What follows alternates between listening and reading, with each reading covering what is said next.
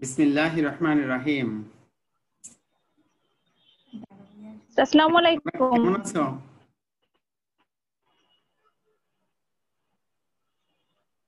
জি sir, আলহামদুলিল্লাহ ভালো। আপনি ভালো আছেন? চলে যাব।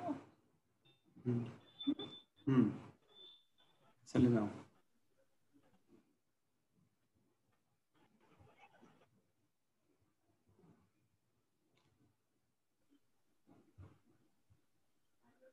আরিফ আজকে দেরি করে আসছে। হুম।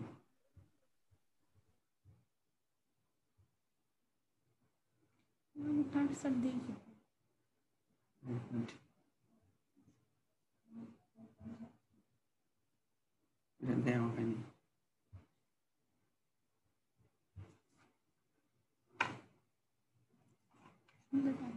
লাগে না। দেখো শুনতে পাচ্ছ কি? জাতীয় বিশ্ববিদ্যালয়ের অনলাইন ক্লাসে সবাইকে স্বাগতম। গণিত তৃতীয় বর্ষের অ্যাবস্ট্রাক্ট অ্যালজেব্রা নিয়ে আমাদের কাজ। প্রতিদিনের মতো আজকে আমি তোমাদের সাথে হাজির হয়েছি, Mohammad Harunur Rashid, associate professor, department of mathematics, Patuakhali government college, Patuakhali. আজকে আমাদের অষ্টম ক্লাস। এর মধ্যে আমরা 7টা ক্লাস রেকর্ড সম্পন্ন করেছি। আজকে অষ্টম ক্লাসে আছি। আশা করি তোমরা সবাই ভালো আছো। এই দুর্যোগের মধ্যে তোমাদের ক্লাস চালিয়ে নেওয়ার জন্য জাতীয় বিশ্ববিদ্যালয়ের মহতী উদ্যোগ। এই উদ্যোগে আমরা সামিল হতে পেরে নিজেদেরকে গর্বিত মনে করছি। চলো আমরা সময় নষ্ট না করে ক্লাস শুরু করি। তোমরা জানো আমাদের টপিকস, আমাদের সাবজেক্ট অ্যাবস্ট্রাক্ট অ্যালজেব্রা, যাকে বাংলায় বিমূর্ত বীজগণিত বলা হয়। এর বুক রেফারেন্স তোমাদের কাছে দেয়া আছে। আমরা বাংলায় পড়ছি প্রফেসর মোহাম্মদ হাফিজুর রহমান স্যারের বই। আজকে আমরা যে টপিকসটা নিয়ে আলোচনা করব সেটা হলো হোমোমরফিজম অ্যান্ড আইসোমরফিজম। এর মধ্যে আরেকটা ছোট্ট জিনিস আসবে, তার নাম হবে অটোমরফিজম। তো হোমোমরফিজম এবং আইসোমরফিজম নামে শুধু হোমো আর আইসো এতটুকু ডিফারেন্স, বাকি কোনো ডিফারেন্স নাই। এই আজকের পাঠের মধ্যে আমরা প্রতিদিনের মতো ডেফিনেশন জানবো, একটা এক্সাম্পল দেব, এরপরে উপপাদ্য থাকবে, সবশেষে কিছু প্রবলেম সলভ করে দেব। সেইভাবে আমাদের কাজটা সম্পন্ন হবে। তো প্রথমেই আমাদের সংজ্ঞাগুলি জানতে হবে। হোমোমরফিজম, যাকে বাংলায় বলা হচ্ছে অনুচিত্রণ। অনুচিত্রণ মনে থাকবে বা না থাকবে সেটা বড় কথা না, হোমোমরফিজম মনে রাখতে হবে, এটাই হলো আসল কথা। হ্যাঁ, তোমাদের একজন হোয়াই মোবাইল নিয়ে আছে যে এখনো মিউট করে নাই, মিউট করে নাও, শব্দ সমস্যা হচ্ছে। দেখো সংজ্ঞাটা, ধরি জি এবং জি ড্যাশ দুইটা গ্রুপ। তোমরা জানো গ্রুপ হতে হলে একটা সেট লাগে, তার সাথে একটা কম্পোজিশন লাগে। এখানে আমি জি এবং জি ড্যাশ নামে দুইটা গ্রুপ চিহ্নিত করেছি। প্রথম গ্রুপের অপারেশন আমরা এই স্মল সার্কেল বা স্মল ও দ্বারা প্রকাশ করেছি, পরেরটাকে স্টার দ্বারা প্রকাশ করেছি। এই দুটা চিহ্নে আমরা জানতাম। এখন একটি চিত্রণ, গতদিন আমরা শেষ মুহূর্তে বলেছিলাম ম্যাপিং, যেটা আমরা লিনিয়ার অ্যালজেব্রায় পড়েছি, যার আরেক নাম ছিল ট্রান্সফরমেশন। সবচেয়ে সহজ ভাষায় হলো ফাংশন। এফ একটা ফাংশন, যেটাকে আমরা বাংলায় চিত্রণ বলেছি। এর বাহারি নাম হলো mapping. F is a mapping from G to G dash. F হলো এমন একটি চিত্রণ যেটা জি ড্যাশ থেকে জি ড্যাশে সংজ্ঞায়িত। এই ফাংশনটাকে বা এই চিত্রণটাকে বা এই ম্যাপিংটাকে অনুচিত্রণ বলা হবে যদি এই নিচের শর্তটা মেনে চলে। শর্তটা কি? F of A operation B সমান F of A operation F of B. বাম দিকে হলো জি এর অপারেশন আর ডান দিকে হলো জি ড্যাশের অপারেশন। ঠিক আছে, শুধু এটুকু মনে থাকলেই হবে যে চিত্রণটা জি থেকে জি ড্যাশের মধ্যে, তাহলে জি এর যে অপারেশন সেটা হলো বাম দিকে আর জি ড্যাশের যে অপারেশন সেটা হলো ডান দিকে। ক্লিয়ার? তার মানে দুইটা গ্রুপ লাগবে, একটা জি আর একটা জি ড্যাশ। এই দুইটি গ্রুপের মধ্যে একটা রিলেশন, একটা সম্পর্ক, একটা ম্যাপিং, একটা ফাংশন যেই নামেই ডাকো তার নাম হলো এফ। এই এফটাকে অনুচিত্রণ বলা হচ্ছে যদি F of A operation B সমান F of A into F of B হয়। For all A B belongs to G, মানে এ এবং বি এই উপাদান দুইটা নেওয়া হচ্ছে কোত্থেকে? জি থেকে। তাহলে আমরা অনুচিত্রণ শিখে গেলাম। সামনে চলো। Homomorphic image of A group, গ্রুপের অনুচিত্রিক প্রতিবিম্ব, সংক্ষেপে ইমেজ। আমরা শিখতে চাচ্ছি হোমোমরফিজমের ইমেজ। মনে করি জি এবং জি ড্যাশ দুইটা গ্রুপ, আগের মতো। জি থেকে জি ড্যাশে গ্রুপে এফ একটি অনুচিত্রণ। আগের পৃষ্ঠায় লেখা ছিল এফ ক্লোন জি তারপর জি ড্যাশ, আর এখানে বাংলায় বানান করে সাহিত্যের ভাষায় লেখা হয়েছে জি হতে জি ড্যাশে গ্রুপে এফ একটি অনুচিত্রণ। একই ল্যাঙ্গুয়েজ, আগেরটাও লিখতে পারো এটাও লিখতে পারো। তখন এফ অফ জি, এই খেয়ালটা খেয়াল করো, এফ যে ম্যাপিং তার মধ্যে জি বসিয়ে দেওয়া হবে, তার মানে জি গ্রুপের প্রত্যেকটা উপাদানকে বসিয়ে দেওয়া হবে। তাহলে এফ অফ জি কে এফ এর অধীনে জি এর অনুচিত্রিক প্রতিবিম্ব বলা হয়। এফ অফ জি মানে এই ফাংশনের মধ্যে জি বসালে যে রেজাল্ট পাওয়া যাবে, যে ফলাফল পাওয়া যাবে, সেই উপাদানগুলাকে বলা হবে প্রতিবিম্ব বা ইমেজ। কথা ক্লিয়ার? আগের পৃষ্ঠায় একটু চলো। এই যে এখানে বলা ছিল এফ একটা ফাংশন,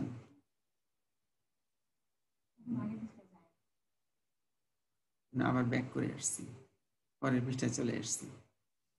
এফ ফাংশনটা জি থেকে জি ড্যাশে, এফ অফ জি এর যে উপাদানগুলি সেগুলা হলো অনুচিত্রিক প্রতিবিম্ব মানে ইমেজ। তাহলে সংক্ষেপে মনে রাখো, প্রথমটা ছিল হোমোমরফিজম। ফাংশনটাকে হোমোমরফিজম বলা হবে যদি F of A operation B সমান F of A operation F of B হয়। আর সে যখন হোমোমরফিজম হবে তখন এফ অফ জি কে বলা হবে ইমেজ। এক বাক্যে এফ অফ জি কে বলা হয় ইমেজ। ওকে, নেক্সট উদাহরণ দরকার। দেখো, এফ অফ জি কে বলা হবে ইমেজ। ইমেজ বলছি, ইমেজ।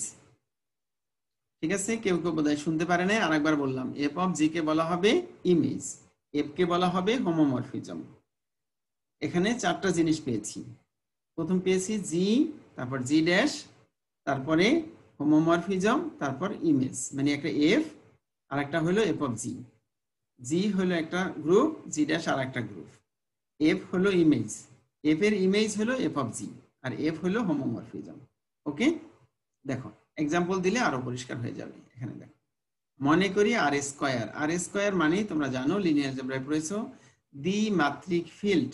আর মানে রিয়েল নাম্বার, তার পাওয়ার 2 মানে এর মাত্রা 2, তার মানে জ্যামিতির যে স্থানাঙ্কগুলি পড়েছো সেইগুলি। সেকেন্ড ব্র্যাকেট এক্স কমা ওয়াই মানে ক্রমজোড়, প্রথম দিকে শিখেছো। এক্স ওয়াই নেওয়া হলো কোত্থেকে? আর থেকে, মানে দুইটা বাস্তব সংখ্যা দিয়ে যে ক্রমজোড়গুলো তৈরি করা হবে দ্বিমাত্রার, সেটা হলো আর। দ্বিপদী প্রক্রিয়া, বাইনারি অপারেশন পড়েছো তোমরা। প্লাস এর সাপেক্ষে আর স্কয়ার একটি গ্রুপ, যা সংজ্ঞাটা হলো নিচে। এই যে সংজ্ঞা মানে সূত্র, মানে কোন নিয়ম মেনে চলে। দেখো, একটা সেট এখানে ক্রমজোড় এ বি আর একটা সিডি সমান এ প্লাস সি আর বি প্লাস ডি, মানে যোগ করা হয়েছে, জাস্ট যোগ করা হয়েছে, এটা হলো সূত্র। এখন এফ ফ্রম আর স্কোয়ার থেকে আর, মানে জি হইলো এখানে আর স্কোয়ার আর জি ড্যাশ হইলো আর, এটা একটা কল্পনা করা হয়েছে, যেটা নিচের ফর্মুলা অনুসারে চলে। ফর্মুলাটা কি? এফ অফ এ বি সমান এ, মানে এ আর বি যে কোনো সংখ্যায় বসাও না কেন, শুধু প্রথমটা হবে, দ্বিতীয়টা অটোমেটিক্যালি বিলুপ্ত হয়ে যাবে। এই হলো সূত্র। তাহলে এখানে দুইটা সূত্র পেয়েছি, একটা হলো আর স্কোয়ারের সূত্র আর একটা হলো এফ এর সূত্র। এখন দেখো, এ বি আর সিডি দুটা ক্রমজোড় নিলাম আর স্কোয়ার থেকে, মানে প্রথম সেট থেকে, মানে আগের সূত্র অনুসারে জি থেকে। তাহা হলে এফ অফ এ বি এর সূত্র কি হচ্ছে এ, এফ অফ সিডি এর সূত্র কি হচ্ছে সি। একটু আগে বললাম প্রথম উপাদানটা টিকে থাকে, এই যে এফ অফ এ বি, তার মানে এ থাকবে আর বি খবর নেই। এফ অফ সিডি সি থাকবে, ডি এর কোনো খবর থাকবে না। ক্লিয়ার? আচ্ছা, এবার সুতরাং F of A B plus CD, A B plus CD এর সূত্র মান বসিয়ে দিলাম, এ প্লাস সি আর বি প্লাস ডি। আচ্ছা, একটু আগে এফ এর সূত্র শিখেছি, প্রথমটা থাকে দ্বিতীয়টা থাকে না। প্রথমটা কি দেখো, এই যে এখানে এ প্লাস সি, আর দ্বিতীয়টা বি প্লাস ডি, যেটা নাই, শুধু এ প্লাস সি। আচ্ছা, এ মানে কি একটু আগে দেখা হয়েছে, এই যে উপরে দেখো এফ অফ এ বি মানে এ আর এফ অফ সিডি মানে সি। তার মানে কি হইল, নিচের দিকে দেখো, এটা পেলাম F of A B plus F of CD. বাম দিকে কি ছিল, F of A B plus CD সমান F of A plus F of CD. তার মানে কি, আমাদের ওই সূত্র একটু আগে প্রমাণ করে আসলাম যে হোমোমরফিজম হতে হলে F of A operation B সমান F of A operation F of B হয়। তার মানে আমি যে এক্সাম্পলটা একটু আগে দিলাম, এটা হোমোমরফিজম বা অনুচিত্রণ। আশা করি তোমরা বুঝতে পেরেছো। নেক্সট, হোমোমরফিজম নিয়ে তিনটা কথা বলেছি। হলো হোমোমরফিজম কাকে বলে, এফ কে বলা হবে হোমোমরফিজম যদি সে দুটা শর্ত মানে। কি কি? F of A operation B সমান F of A operation F of B. এই অপারেশন থেকে আমরা পেয়েছি ইমেজ, এফ অফ জি কে বলা হয় ইমেজ। এরপর আমরা একটা এক্সাম্পল দিয়েছি আর স্কোয়ারের, সেই এক্সাম্পলটা যে হোমোমরফিজম তার প্রমাণ আমরা শিখে গেছি। এখন আমরা আর একটা শব্দ বাকি ছিল, সেটা হলো আইসোমরফিজম। এই আইসোমরফিজমের স্লাইডটা তোমরা পেয়ে গেছো। এটা দেখার আগে আমাদেরকে একটু ছোট সময়ের কিছু কথা মনে রাখা দরকার। তোমাদের মনে আছে, তোমরা স্কুলে পড়েছো, ফার্স্ট ইয়ারে ইন্টারমিডিয়েটে পড়েছো, ফার্স্ট ইয়ার অনার্সে পড়েছো যে এক এক ফাংশন কাকে বলে, সর্বগ্রাহী ফাংশন বা অনটু ফাংশন কাকে বলে, আর একটু আগে আজকে শিখলা হোমোমরফিজম কাকে বলে। আমরা বলেছি জি এবং জি ড্যাশ দুটি গ্রুপ এবং একটি চিত্রণ এফ জি থেকে জি ড্যাশে। এই এফ কে আইসোমরফিজম বা সমচিত্রণ বলা হবে যদি সে তিনটা শর্ত মানে। কয়টা? তিনটা। এক নাম্বার আজকে শিখছি হোমোমরফিজম, সেটা হতে হবে। আমরা আগে জানতাম এক এক ফাংশন কাকে বলে এবং সর্বগ্রাহী ফাংশন কাকে বলে। এই তিনটা শর্ত যদি এফ মানে তাহলে এফ কে বলা হবে আইসোমরফিজম। আবার দুইটা একসাথে, হোমোমরফিজম। এখানে যেই এফ দেওয়া আছে সেই এফ, একই এফ একই জি একই জি ড্যাশ, এটার মধ্যে কোনো পার্থক্য নেই, প্রথম দুই লাইন সেম। এই এফ কে হোমোমরফিজম বলা হবে যদি F of A operation B সমান F of A operation F of B হয়। আর এখন বলছি এই এফ কেই আইসোমরফিজম বলা হবে। এক নাম্বার, তাকে হোমোমরফিজম হইতে হবে, তার মানে আগের শর্তটা মানতে হবে। তারপরে এক এক হইতে হবে, সবশেষে সর্বগ্রাহী হতে হবে, যেটাকে অনটু বলতে তোমরা। এই তিনটা গুণ যদি থাকে একটা চিত্রণ বা ম্যাপিং এর, তাহা হইলে তাকে বলা হবে আইসোমরফিজম। আশা করি মনে থাকবে, মনে না থাকলে কাজের সময় আমি বলে দিব, কিন্তু বোঝার জন্য তোমাদের মুখস্থ করে নিতে হবে। আশা করি পারবে। আগে বলেছিলাম হোমোমরফিজমের ইমেজ, এখন বলছি কার্নেল অফ হোমোমরফিজম। ইমেজ এক জিনিস আর কার্নেল আর এক জিনিস।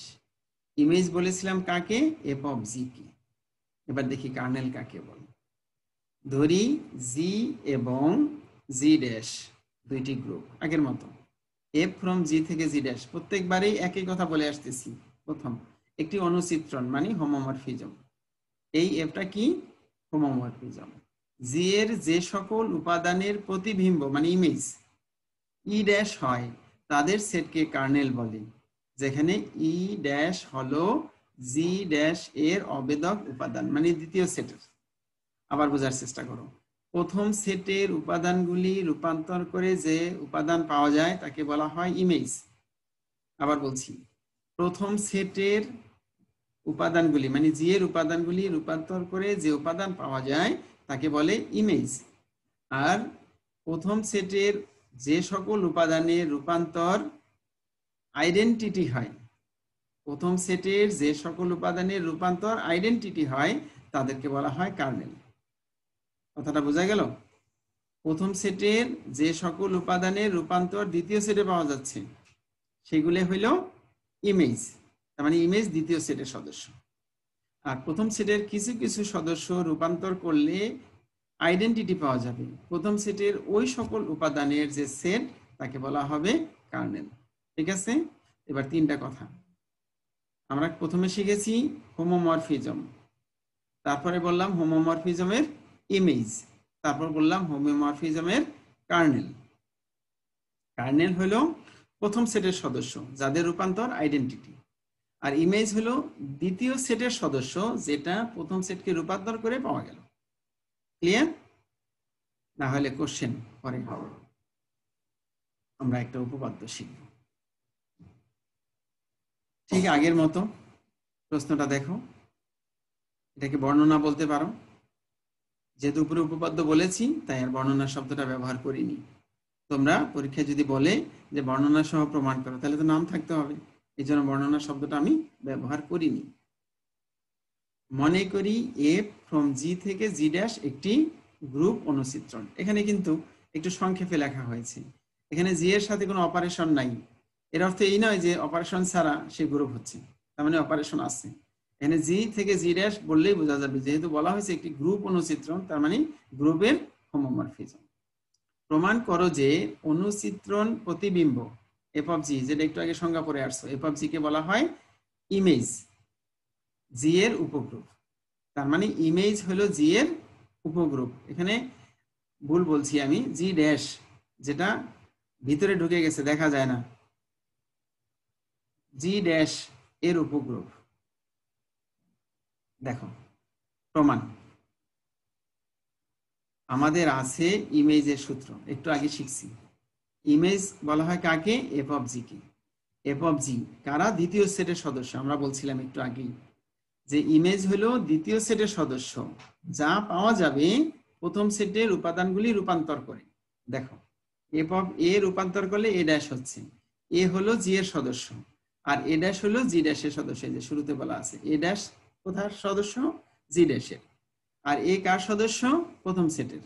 তার মানে প্রথম সেটের যে সকল সদস্যকে রূপান্তর করে দ্বিতীয় সেটের যে সদস্য পেয়েছি। আবার বলছি, ইমেজ হলো দ্বিতীয় সেটের সদস্য যেটা প্রথম সেটের সদস্যদেরকে রূপান্তর করে পাওয়া গেছে। আবার দেখো A dash belongs to G dash, তার মানে এ ড্যাশের উপাদান হলো দ্বিতীয় সেটের।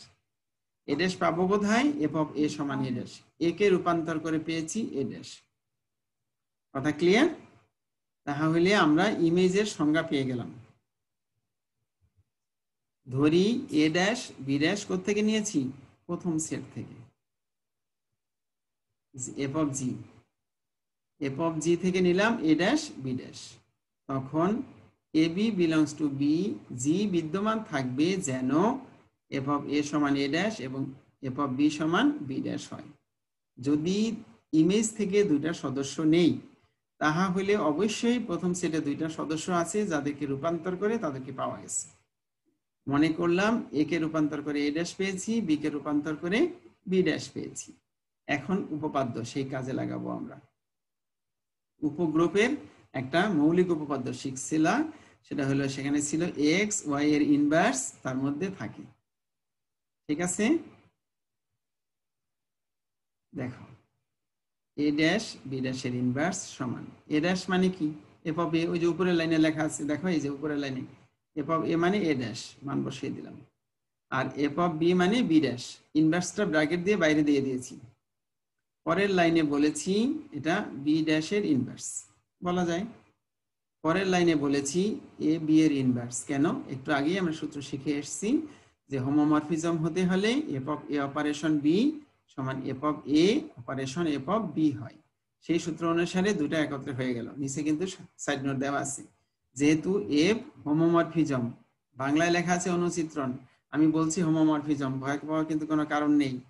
ইংরেজি হলো হোমোমরফিজম, বাংলা হলো অনুচিত্রণ। অনুচিত্রণ মনে থাকে না, তাই হোমোমরফিজম বলা। আর তুমি যদি অনুচিত্রণ না বলে হোমোমরফিজম বলো, তাতে ভুলের কোনো কারণ নেই।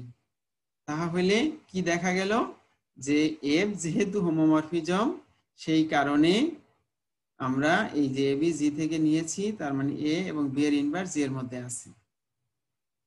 এ জি এর মধ্যে আছে, এটা তো পরিষ্কার। আর বি যদি জি এর মধ্যে থাকে তাহলে তার ইনভার্সও থাকবে, কারণ সে গ্রুপ। এবার আসো, তাহলে কি প্রমাণ হইল? যে এ বি এর যে ইনভার্স সেটা এফ অফ জি এর সদস্য।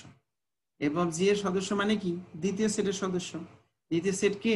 জি ড্যাশ। তার মানে এফ অফ জি হচ্ছে জি ড্যাশের উপগ্রুপ। একদম সহজ প্রমাণ। এখান থেকে আর একটা উপপাদ্য তোমাকে দিয়ে দিতে পারে যে কার্নেল হলো প্রথম সেটের সদস্য, উপগ্রুপ প্রমাণ করতে বলতে পারে। একই জিনিস, লিনিয়ার অলজেব্রায় এক্স্যাক্টলি উপপাদ্য তোমরা শিখছিলা, শুধু সেখানে গ্রুপ শব্দটা ছিল না। দেখি পরে কি আছে। আর একটা উপপাদ্য মনে করি এফ ফ্রম জি থেকে জি ড্যাশ একটি গ্রুপ অনুচিত্রণ। আগের মতোই প্রমাণ করো যে অনুচিত্রণের কার্নেল জি এর একটি অব্যয় উপগ্রুপ। একটু আগে যে প্রশ্ন করেছিলাম যে এটা হতে পারে, সেটা সাথে সাথে আমরা পেয়ে গেলাম।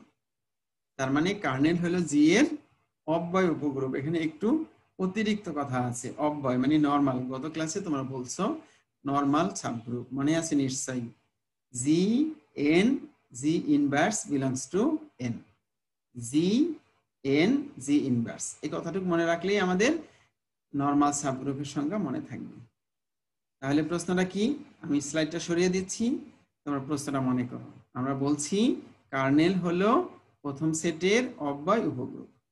ঠিক আছে? দেখো উপপাদ্যের প্রমাণ। কার্নেলের সংজ্ঞা হইতে আমরা জানি কার্নেল হলো এ, যেটা প্রথম সেটের উপাদানকে রূপান্তর করে আইডেন্টিটি পাওয়া গেল। আমরা একটু আগেই সংজ্ঞা শিখেছি, প্রথম সেটের যে সকল উপাদানের রূপান্তর করলে আইডেন্টিটি পাওয়া যাবে তাদের সেটকে বলা হয় কার্নেল। এই কার্নেলের সংজ্ঞাটা আমরা এখানে তুলে দিয়ে আসছি। ক্লিয়ার? না বোঝার কোনো কারণ নেই। ধরি এ বি বিলংস টু কার্নেল জি, মানে কার্নেল এফ। এখানে এফ থেকে দুইটা উপাদান নিয়েছি, একটা এ আর একটা বি। দেখো সূত্র অনুসারে এফ অফ এ সমান ই ড্যাশ, এফ অফ বি সমান ই ড্যাশ। কারণ যে সমস্ত উপাদানের রূপান্তর আইডেন্টিটি তাদের সেটকে বলা হয় কার্নেল। যেহেতু এ এবং বি প্রথম সেটের সদস্য, সেহেতু তাদের রূপান্তর হবে আইডেন্টিটি। কোন সেটের আইডেন্টিটি? দ্বিতীয় সেটের আইডেন্টিটি। ঠিক আগের অঙ্কটার মতো আমরা এখানে এ বি এর ইনভার্স নিচ্ছি, আলাদা লিখলাম, তারপরে ব্র্যাকেট দিলাম, মান বসিয়ে দিলাম, এফ অফ এ এর মান বসাই দিলাম, এফ অফ বি এর মান বসালাম। আর ইনভার্স আইডেন্টিটিকে ইনভার্স করলে আইডেন্টিটি হয়, কারণ আইডেন্টিটি তার মানের পরিবর্তন হয় না। আর দুইটা আইডেন্টিটি গুণ করলে আইডেন্টিটি পাওয়া যায়। তার মানে এ বি এর ইনভার্স কার্নেলের মধ্যে আছে। তার মানে কার্নেল এফ এর উপগ্রুপ। যদি অব্যয় শব্দটা না বলতো তাহলে অঙ্ক এখানেই শেষ হয়ে যেত। যেহেতু অব্যয় বলেছে সেহেতু অব্যয় দেখাতে হবে। অব্যয় মানে নরমালিটি। দেখো এবার অব্যয় দেখানোর জন্য আর পৃষ্ঠা। আশা করি পরের স্লাইডে এসে গেছে, তোমরা দেখতে পাচ্ছ। ধরি জি স্মল জি, জি থেকে নিলাম, আর একটা এন নিলাম কার্নেল থেকে। তাহা হইলে ওই সূত্র জি এন জি ইনভার্স, এটা একটু আগেও বলেছি, অব্যয় বা নরমালিটি প্রমাণ করার জন্য জি এন জি ইনভার্স দরকার। এটাকে দুই ভাগ করেছি, একটা জি এন লিখেছি, আলাদা একটা জি ইনভার্স করেছি। যেহেতু এফ হোমোমরফিজম, হোমোমরফিজমের সূত্র ভুলে যাও নাই কিন্তু। F of A operation B সমান F of A operation F of B, সেই সূত্র দিয়ে আমি দুই ভাগ করেছি। ক্লিয়ার? পরের সমানটা এই যে এই সমানের নিচের এই সমান। এখানে আমরা কি করেছি দেখো, এফ অফ জি আলাদা করেছি, এফ অফ এন আলাদা করেছি। একই সূত্র, অনুচিত্রণ হইলে আলাদা হয়। পরেরটা ঠিক আছে। পরের লাইনে এফ অফ এন কে আমরা ই ড্যাশ নাম দিয়েছি, কারণ এটা হলো কার্নেলের সদস্য। কার্নেলের সদস্য কারা? যাদের রূপান্তর করলে আইডেন্টিটি হয়। ঠিক আছে, আবার কে এসে হাজির হইলো? ওকে আগে দলে নেই, তারপরে কথা বলি। চলো, এফ অফ জি আর ই ড্যাশ মানে বসিয়ে দিলাম। পরের লাইনে ই ড্যাশ বিদায়, কারণ আইডেন্টিটি দ্বারা গুণ করলে মানের পরিবর্তন হয় না। তারপরের লাইনে এফ অফ জি, দেখো ই ড্যাশ, আর এফ অফ জি এর ইনভার্স দুইটা মিলে ই ড্যাশ। কেন? এফ অফ জি এবং এফ অফ জি এর ইনভার্স তোমরা তো জানো, একটা উপাদান এবং তার ইনভার্স গুণ করলে আইডেন্টিটি হয়। সেই সূত্র অনুসারে আইডেন্টিটি। তার মানে কি হলো? জি এন জি ইনভার্স এর রূপান্তর করে আমরা আইডেন্টিটি পেয়েছি। তার মানে জি এন জি ইনভার্স কার্নেলের সদস্য। আর জি এন জি ইনভার্স যার মধ্যে থাকবে তাকে নরমাল সাবগ্রুপ বলা হবে। কথা ক্লিয়ার? আমরা এটাই সংজ্ঞা শিখেছি আগের ক্লাসে। আশা করি তোমাদের কোনো কোশ্চেন থাকার কথা না, বুঝে গেছে নিশ্চয়ই। তাহলে আমরা পরের পৃষ্ঠায় চলে যাই।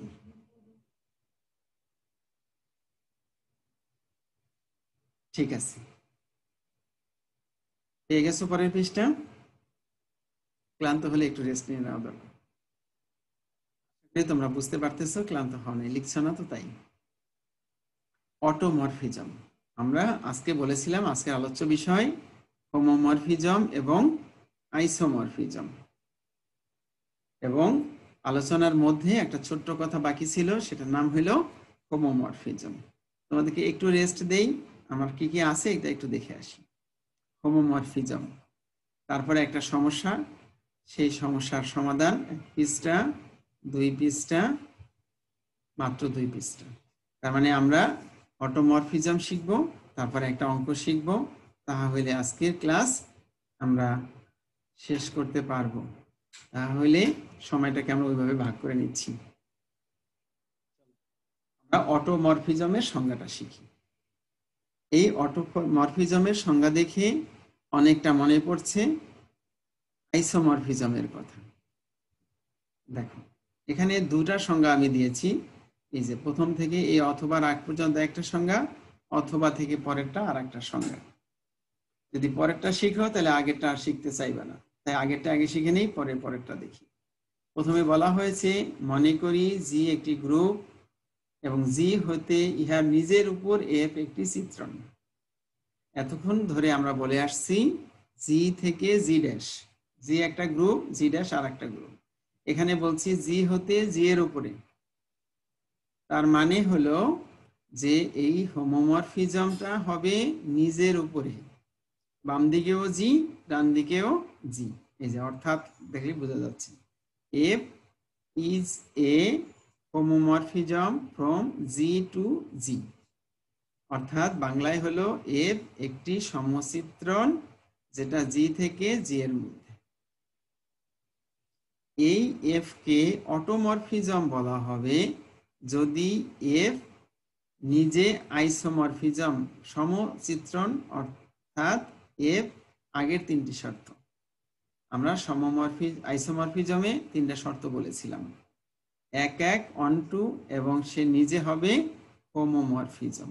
আবার বলছি, আইসোমরফিজম হওয়ার জন্য তিনটা শর্ত বলেছি। একটা হলো সে হবে হোমোমরফিজম, 1 নম্বরে ছিল। 2 নম্বরে ছিল 1 1 হবে, 3 নম্বরে ছিল সর্বগ্রাহী বা অনটু হবে। এখানে আমরা সিরিয়াল ব্রেক করেছি, এটা দ্বারা বোঝা গেল যে এই শর্তগুলি আগে পিছে লিখলে ভুল হবে না। ঠিক আছে, তাহলে আমরা বুঝলাম এফ জি থেকে জি এর মধ্যে একটি হোমোমরফিজম। এটাকে অটোমরফিজম বলা হবে যদি সে নিজে আইসোমরফিজম হয়, অনটু হয় এবং 1 1 হয়। তাহলে পার্থক্য কি থাকলো আগেরটার মধ্যে? বুঝলাম না। আগেরটা ছিল আইসোমরফিজম, সেখানে ওই 3 শর্ত ছিল, এখানেও 3 শর্ত। তাহলে পার্থক্য অবশ্যই একটা পার্থক্য আছে। দেখো, এই অল্প সময়ে তোমরা খুঁজে পাচ্ছ না, আমি বলে দিচ্ছি এখন। ওখানে বলা ছিল জি থেকে জি ড্যাশের মধ্যে। ওই অপারেশনটা কোথা থেকে কোথায় ছিল? জি থেকে জি ড্যাশে। আর এই অপারেশনটা হলো জি থেকে জি এর মধ্যে। কথা ক্লিয়ার? এটাই হলো অটোমরফিজমের পার্থক্য। এই কারণেই বলছি যে আইসোমরফিজম আর অটোমরফিজম আসলে কাছাকাছি জিনিস, শুধু একটা সেট নিজের উপরেই অপারেশন হচ্ছে, আর কিছুই না। এখন দেখো নিচেরটা একই কথা, জি হতে নিজের উপর একটি চিত্রণ এফ কে সুষম ঘটন চিত্রণ বা অটোমরফিজম বলা হবে যদি ওই তিনটা শর্ত মানে। এই শর্তের মধ্যে আবার এখানে দেখো একটু চালাকি করা হয়েছে। তোমরা জানো যে হোমোমরফিজমের শর্ত হলো F of A operation B সমান F of A operation F of B. এই শর্তটা তাকে মানতে হবে। আবার এই অঙ্কে দেখো আর একটা পার্থক্য আছে, আমরা কিন্তু হোমোমরফিজমের মধ্যে বলছি বাম দিকে এই যে স্মল সার্কেল আর ডান দিকে কিন্তু ছিল স্টার, কিন্তু এখানে কিন্তু তা নয়, পার্থক্য হয়ে গেল, ভুল কিন্তু করিনি। পার্থক্য কেন হইলো? কারণ এখানে জি থেকে জি এর উপরে, এখানে তো জি ড্যাশ নামে আর কোনো বাইনারি অপারেশন নাই। কথা কি ক্লিয়ার হলো? অতএব তুমি নিচেরটা দিলে সাবধানের সাথে লিখবা, উপরেরটা দিলে ভয়ের কোনো কারণ নেই। আর সংজ্ঞা যখন পরীক্ষায় চাইবে তখন যে কোনো একটা দিলেই তুমি পার পেয়ে যাবে, পূর্ণ নম্বর পেয়ে যাবে ইনশাআল্লাহ। চলো একটা অঙ্ক শিখি। মনে করি জি একটি গ্রুপ, এ তার একটি সদস্য, তবে জি এফ সমান A inverse G A for all G belongs to G দ্বারা সংজ্ঞায়িত। এটা হলো সূত্র। এফ গ্রুপ জি এর সুষম ঘটন চিত্র হবে। একটু আগে বললাম সুষম ঘটন চিত্রণ মানে হলো অটোমরফিজম। বইয়ে মাঝে মাঝে চিত্র না লেখা শুধু সুষম ঘটন লিখছে, আসলে অটোমরফিজমের পুরো বাংলাটা হলো সুষম ঘটন চিত্রণ। ওকে, শুধু তোমার মাথায় রাখতে হবে সূত্র দেওয়া আছে জিএফ সমান এ ইনভার্স জি এ। এই কথাটা মনে রেখে আমাকে প্রমাণ করতে হবে এটা অটোমরফিজম। আর অটোমরফিজমের সংজ্ঞা একটু আগে দেখে আসছো, তিনটা শর্ত এক এক প্রমাণ করতে হবে, সর্বগ্রাহী বা অন্টু প্রমাণ করতে হবে, সবশেষে এটা যে হোমোমরফিজম সে কথা প্রমাণ করতে হবে, এবং সেটা হবে জি থেকে জি এর মধ্যে। তার মানে বাম দিকেও যে অপারেশন ডান দিকেও সেই অপারেশন। তাই তিনটা জিনিস আমরা একটা একটা করে শিখব। সমাধান। সুষম ঘটন চিত্রণ বা অটোমরফিজম প্রমাণের জন্য আমরা তিনটা জিনিস দেখাবো। একটা হলো এফ এক এক, দুই নম্বরে সর্বগ্রাহী, তিন নম্বরে অনুচিত্রণ। এই তিনটা জিনিস আমাকে দেখাতে হবে। এখানে একটা ল্যাঙ্গুয়েজে লেখা হয়েছে সর্বগ্রাহী অনুচিত্রণ। তার মানে সর্বগ্রাহী অনুচিত্রণ মানে কি, সে সর্বগ্রাহীও হবে অনুচিত্রণও হবে। ইংরেজিতে যদি বলি, প্রথম কমার আগে বলা হয়েছে ওয়ান ওয়ান, পরে বলা হয়েছে অন টু বা সার্বিক বা সর্বগ্রাহী, সবশেষে হোমোমরফিজম। তাহলে এক নাম্বার এক এক প্রমাণ করব। আশা করি তোমরা ভুলে যাও নাই। আশা করি আমরা সেই সংজ্ঞাটা মনে করব। এক এক ফাংশন কাকে বলে? বলা ছিল যে এফ অফ এ আর এফ অফ বি তুমি সমান ধরে নিবা, তারপর যদি এ আর বি সমান পাওয়া যায় তাহলে সেটাকে বলা হয় এক এক, মনে থাকার কথা। তাই ধরে নিছি, দেখো জি ওয়ান কার্সার কোথায়, জি ওয়ান এফ সমান জি টু এফ, যেখানে জি ওয়ান জি টু কোথেকে নিলাম, জি থেকে। আচ্ছা, একটু আগের পৃষ্ঠায় দেখে আসছো জি এফ এর সূত্র ছিল এ ইনভার্স জি এ, সেই সূত্রটা আমরা এখানে ব্যবহার করেছি। তাহলে মানে জি ওয়ান আর জি টু, আর তো কিছুই না। মনে না থাকলে আরেকবার আগের পৃষ্ঠায় চলো দেখে আসো। এই যে দেখো আগের পৃষ্ঠায় এসছো, জিএফ সমান এ ইনভার্স জি এ, এটা ছিল সূত্র। বলছিলাম অঙ্ক করার সময় এই সংজ্ঞাটা মনে রাখতে হবে। চলো পরের পৃষ্ঠায় এসছো নিশ্চয়ই। দেখো জি এফ এর সূত্র হইল এ ইনভার্স জি এ, এখানে জি ওয়ান, ডান পাশে জি টু। পরের লাইনে দুইটা লাইন একবারে আমরা করে দিয়েছি। বাম বর্জন যদি বলি দুই পাশ থেকে এ ইনভার্স চলে যাবে, ডান বর্জন যদি বলি দুই পাশ থেকে এ চলে যাবে, তার মানে জি ওয়ান আর জি টু সমান হয়ে যাবে। তার মানে এফ এ এক এক ফাংশন। ওকে, এবার আমরা দেখাবো সর্বগ্রাহী ফাংশন। সর্বগ্রাহী ফাংশন কাকে বলে? যে প্রথম সেটের পুরাটা রূপান্তর করলে দ্বিতীয় সেটটা পাওয়া যায়, এটার নাম সর্বগ্রাহী। এটা তোমরা স্কুলে পড়েছো, ইন্টারেও পড়েছো, ফার্স্ট ইয়ার অনার্সেও পড়েছো। মনে না থাকলে আরেকবার পিছনের বইগুলো একটু দেখে নিবে। ধরি জি স্মল জি ক্যাপিটাল জি এর সদস্য, তখন একটি উপাদান এ বিলংস টু জি বিদ্যমান যেন জি এফ সমান ওই সূত্রটা এ ইনভার্স জি এ। তার মানে এটা সর্বগ্রাহী, এটা আর বলার অপেক্ষা রাখে না, যেহেতু এই সূত্র ওরা বলে দিয়েছে। ঠিক আছে, সবগুলো উপাদানই এই একই সূত্র দিয়ে আসবে, তাই এটা অনেক কম কথায় হয়ে গেল। আশা করি তোমরা বুঝতে পেরেছো। সবশেষে এটাকে হোমোমরফিজম প্রমাণ করতে হবে। হোমোমরফিজম প্রমাণ করার জন্য আমাদের ওই শর্ত F of A operation B সমান F of A operation F of B.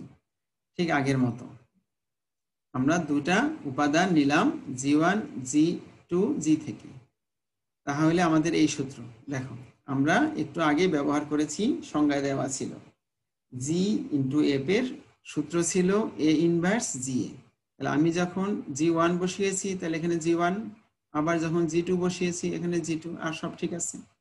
আচ্ছা, এখন আমি কি করব, এখানে জি1 আর জি2 মানে জি1 এর অপারেশন বের করতে হচ্ছে, জি2 এর অপারেশন বের করতে হচ্ছে, জি1 আর জি2 এর অপারেশন বের করতে হচ্ছে। তাহলে দেখো জি1 আর জি2 এর সাথে এফ নিব, তাহলে একই সূত্র।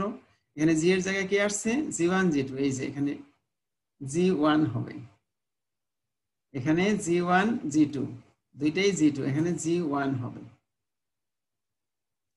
তাহলে বাম দিকে ছিল জি1 জি2 অফ এফ, তাহলে ডান দিকে জি1 জি2 এর জায়গায় জি1 জি2 হবে, আর বাম দিকে এ ইনভার্স আর ডান দিকে এ, এটা প্রদত্ত শর্ত। পরের লাইন দেখো কি করছি, এ ইনভার্স জি1 ই জি2 এ, তারপরে ই, এখানে এই পর্যন্ত, কিন্তু কমাটা বোঝার চেষ্টা করো, এই কমাটা একটু ভালো করে বোঝার চেষ্টা করো। এই কমার পরে কিন্তু ই এর পরিচয় বলেছি আমরা, এটা কিন্তু এখানে নাই, এখানে আমরা জি1 ই লিখছি। আবার দেখো প্রথমে ছিল এ ইনভার্স, সেই এ ইনভার্স জি1 জি2, এখানে আমি লিখছি জি1 ই, তারপরে জি2 লিখছি, আর শেষের এই এ। ওকে, একটা ই বেশি এনেছি, কারণ ই মানে আইডেন্টিটি, যার মান 1, সেটা গুণ করলে মানের পরিবর্তন হবে না। ওকে, এবার নিচে আসো, A inverse G one A inverse আর জি এ, এটা কোত্থেকে আনলাম, ওই যে ই এর মান। তোমরা জানো ই এর মান হলো এ এবং এ ইনভার্সের গুণফল। ই এর মান কি, এ এবং এ ইনভার্সের গুণফল, এটা আমি এই কারণেই এনেছি। পরের লাইনে দেখো সাজিয়ে লিখেছি এ ইনভার্স জি1 এ, ডান দিকে ব্র্যাকেটের মধ্যে এ ইনভার্স জি2 এ, দেখো কোনোটা বাদ পড়ছে কিনা। এ কিন্তু এখানে দুইটা ছিল, দুইটাই আছে, জি1 দুই ভাগে দিয়েছি, এ ইনভার্স দুইটা ছিল, দুই ভাগে দিয়েছি, ভাগটা বুঝে গেছো। এবার সূত্র দেখো, এ ইনভার্স জি1 এটাকে জি1 এফ লেখা যায়, আর পরেরটাকে জি2 এফ লেখা যায়। তার মানে জি1 জি2 এফ সমান জি1 এফ ইন্টু জি2 এফ, তাহলে অপারেশন আলাদা হয়েছে। তার মানে হোমোমরফিজম বা অনুচিত্রণের সংজ্ঞা সে ফিল আপ করেছে। তার মানে আমরা দেখলাম যে এই এফ আলোচ্য অঙ্কের সে প্রথমত একক ফাংশন, দ্বিতীয়ত সর্বগ্রাহী ফাংশন, সবশেষে সে হোমোমরফিজম বা অনুচিত্রণ।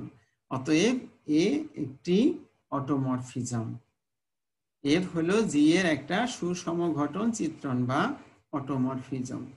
ঠিক আছে, আচ্ছা আমরা বোধহয় সময়ের শেষ প্রান্তে পৌঁছে গেছি, তো আমরা আলোচনা শেষ করছি। আজকের মতো সবাইকে ধন্যবাদ, থ্যাংক ইউ এভরিবডি। পরের ক্লাস এই গ্রুপের উপরে কোশেন্ট গ্রুপ অথবা কোশেন্ট অফ এ গ্রুপ বা কোশেন্ট গ্রুপ, যেটা এই গ্রুপের সর্বশেষ বক্তব্য। এরপরে কিন্তু আর গ্রুপ থাকবে না। আমরা প্রথম দিন বলেছিলাম যে আমাদের মেইনলি অ্যাবস্ট্রাক্ট অ্যালজেব্রার দুইটা চ্যাপ্টার, একটা হলো গ্রুপ আর একটা হলো রিং। আমরা নেক্সট ক্লাসে গ্রুপ শেষ করব,